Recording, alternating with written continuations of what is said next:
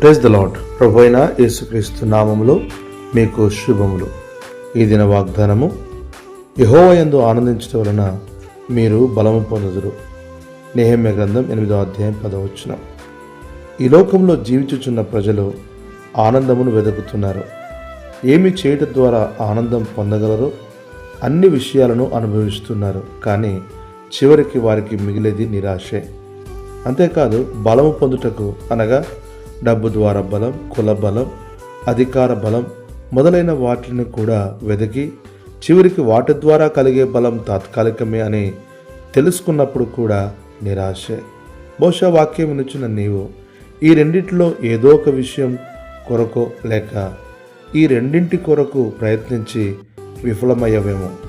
ఈరోజు దేవుని వాక్యం, ప్రభు అయిన యేసుక్రీస్తు ఆయన నీకు నిత్యమైన ఆనందమును, బలమును పొందగలిగేటువంటి జీవితమును అనుగ్రహించును.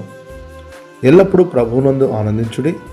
నన్ను బలపరచువానియందే సమస్తమును చేయగలను అని చెప్పిన అపోస్తలుడైన పౌలు తన జీవితంలో కలిగిన ఎన్నో శ్రమలు, శోధనలు, నిందలు, అవమానములలో కూడా యేసుక్రీస్తునందు ఆనందించుచు బలం పొందుచు అనేకులకు ఆ ప్రభువైన యేసుక్రీస్తును పరిచయం చేశాను.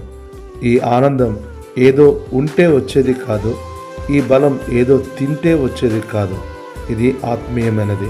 కనుక వాక్యమునిచ్చిన ప్రియుడా, ప్రభువైన యేసుక్రీస్తు నీకు నిజమైన ఆనందమును, బలమును ఇవ్వగలడు. నేడే ఆయనను ఆశ్రయించు. ప్రభు కృప నీకు తోడెనుగాక. ఆమెన్.